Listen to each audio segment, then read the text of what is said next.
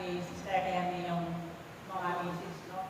Napatunay na, sabi nga, naalala ko tuloy yung anak ko. Si Mama Mary, tunay na busil at talagang puto ni Mama Mary, no? Dahil, pero mo yung ginawa ni Jesus sa kanila, hindi biro yun. Yung 3 araw na nanarat na sila, nasaan? Pinakamamahal nila yun. Isa pa, alam nila na pinagkatiwala talaga ng Diyos sa kanila yun. No, malaking pananagutan talaga yung nawawala. Diba? Kaya talagang naalala sila. Naalala ko yung anak ko ng isang araw, ng isang gabi. Hinihintay ko. Sabi ko, bakit alas 8:30 na wala ka? Hindi dapat alas 6 nasa bahay na, hanggang alas 7. 8:30 na, wala pa. Nag-uumpisa na akong maalarma.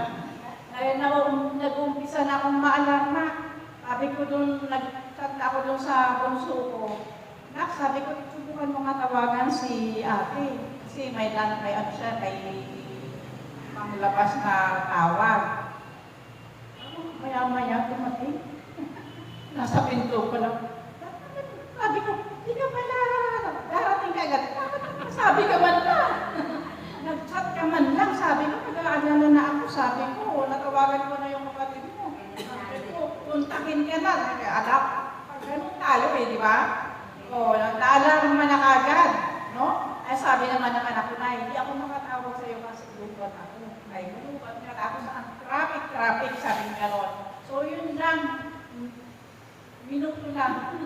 Isang oras lang yata ako na parang nag-delay na pagdating yung anak ko. Talagang naaalarma na ako. Yung pakayang si Mama Mary at saka si St. Joseph, no? Talagang grabe yung pinaramdam ni Jesus. Sabi nga, pero lagi ganun naman, kahit sila ay nahirapan, kanilang mga puso't kalooban, pero hindi natin nakita ang pinagalitan nila si Jesus. Tinanong lang. Tinanong lang.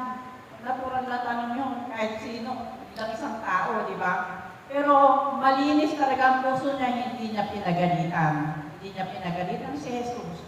Kaya nakita mo na, sabihin, sa totoo lang talagang mabuting, sabi nga ng ating kapatid, na talagang dapat natin maging huwaran, maging sample, halimbawa si Mama Mary. No, talagang malinis talaga yung puso niya. Kasi pag hindi po malinis ang puso natin, yun po yung naglalayo sa atin sa ating Panginoon.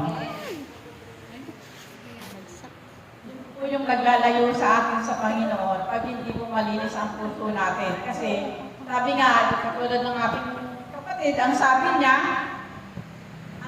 niya, maling akala. Sa totoo lang yun nga, maling akala kasi marumi ang puso mo. Nag-iisip ka na hindi mabuti. Pag in-entertain natin sa puso at isipan natin yung hindi mabuti, lalaki yan, na matatambak yan. Nung araw nga po na ganyan, pagka in-entertain mo yan sa puso mo, makakabuo ka na ng kwento